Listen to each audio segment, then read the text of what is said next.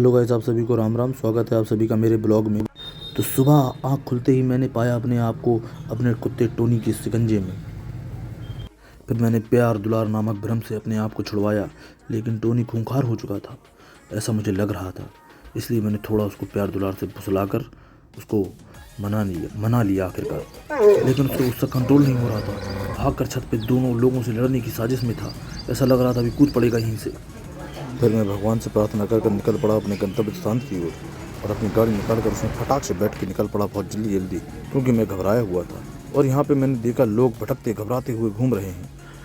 चारों तरफ लोगों का जमावड़ा निकला हुआ है, पता नहीं किस चीज़ की होड़ मची हुई है। और फिर मैंने इस भागती दौड़ती दुनिया के बीच में अपने आप को फंसा हुआ पाया। लेकिन उसी समय कि मेरी गाड़ी का ईंधन खत्म हो चुका है, और उसके लिए मैं टैंक पर पहुंच गया और वहां पर टैंक भरवाने का काम चालू कर दिया। और देखा कि यहाँ पे एक माया से लिप्त आदमी खड़ा हुआ है, जो कि मुझे क्यूआर दिखाकर मुझे लूटने की कोशिश करता हुआ नजर आ रहा था।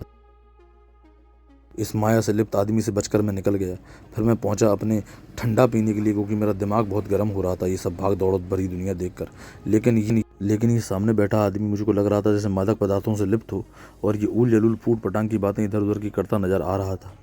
इसको देखते हुए मैंने देखा कि ये ऊल जलूल हरकतें भी कर रहा है, इधर उधर के इशारे भी करने लगता है बीच बीच में।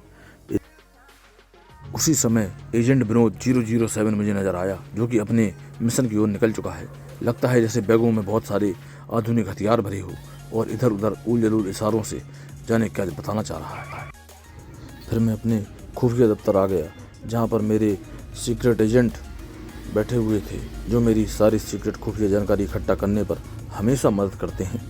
उनके साथ में बैठकर सारी खुफिया जानकारी इकट्ठे करने में लग फिर मैंने अपना रिमोट कंट्रोल रखकर सारी खुफिया जानकारी को इकट्ठा करने का काम किया। उसके बाद मैं पहुंचने लगा। मेरे को याद आई अपने खुफिया खोजी कुत्ते की, जिसके पास मैंने जाने की सोचा, और मैं फिर वहां से निकला और देखा कि वो बहुत परेशानी और हैरानी से हारा हुआ सा लेटा हुआ था। बड़ी देर बाद रिस्पॉन्स दिया उसने, उठकर केवल मुझको देखा। तभी मुझे ऐसा एहसास हुआ कि मेरी गाड़ी के आसपास दो खुफिया एजेंट घूम रहे हों जैसे। इसीलिए मैंने दूर दूर तक नज़र मारी, कहीं कोई खतरा तो नहीं मिट रहा। खतरा देखकर मैं संतुष्ट हुआ, और फिर मैंने देखा कि मेरे खोजी कुत्ते ने एक गलत काम करने वाले व्यक्ति को पकड़ लिया है, उसको घोर सजा दे रहा है और उसको अपने शिकंजे में फंसाए हुए है। लेकिन आखिरकार वो व्यक्ति मेरे खोजी कुत्ते से बचकर निकल गया। और फिर मैं मिला अपने खोजी कुत्ते से और देखा कि उसने उसको छोड़ दिया, और मिला जिगरी मेरा डाकू गब्बर। भाइयों तुम हमारी जान हो यार, बहुत चाहत हम तुम्हें। शायद तुम्हें भोजा ही नहीं चाहती हूँ तो। अच्छा, ये तो हम चाहते हैं। अच्छा, क्या चाहते हो तुम्हारे अंदर हमारे लिए? हम जान हाजिर है, ज्यादा कटेंगे यार। अच्छा, क्या करोगे? बताओ का कम में कुने मानने बताओ कुन के। और अभी तो रुको, क्लाइमैक्स अभी बाकी है। नहीं, बहुत बड़े गुंडाओं को मारा पटक करो। हमको लड़ो सही, तुम्हारे माने मार दे, तुम क्या बता दो कुन के मारने ना मार दे। इतना प्रेम बहुत है। इस सबके खुफिया जानकारी रखने वाले मेरे दो सबक बैठे हुए हैं, शख्स के साथ सबक सीखे। ठीक है। एक की हालत इस कैमरे में जूम करने, एक आदमी इस कैमरे को जूम करने पे आ रहा है पूरा। एक आदमी आप पूरा बैक कर दे तो भी नहीं आ पा रहा है। अब बताइए, ये एक मोटू और पतलू की जोड़ी।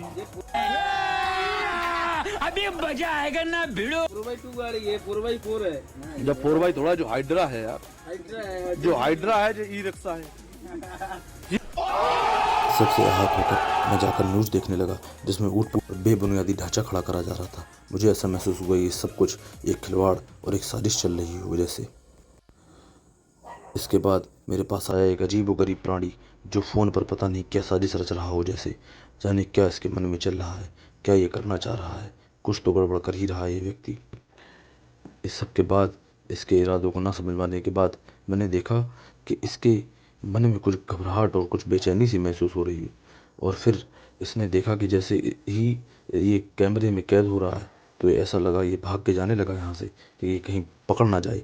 और लेकिन उसको फिर बैठा लिया गया ज़बरदस्ती। फिर इससे पूछताछ का कार्यक्रम चालू हुआ। इसके पूछताछ के कार्यक्रम के दौरान ये हंस रहा है, अपने आप को दिखा रहा है जैसे इसने कोई भी गलत कार्य न किया हो। लेकिन आखिरकार मैंने इसको पकड़ लिया और समझ गया कि इसके अंदर क्या है। वो है सब खुफिया बात आगे बताएंगे पूरी बात। फिर मैंने घर पर जाकर देखा, मेरा खोजी कुत्ता बाहर ही डटा हुआ है, छज्जे पे लटका हुआ है, अपनी ड्यूटी पर तैनात है बहुत ज़ोरों शोरों से, क्योंकि वो देख रहा है बाहर सारे विमान खड़े हुए हैं।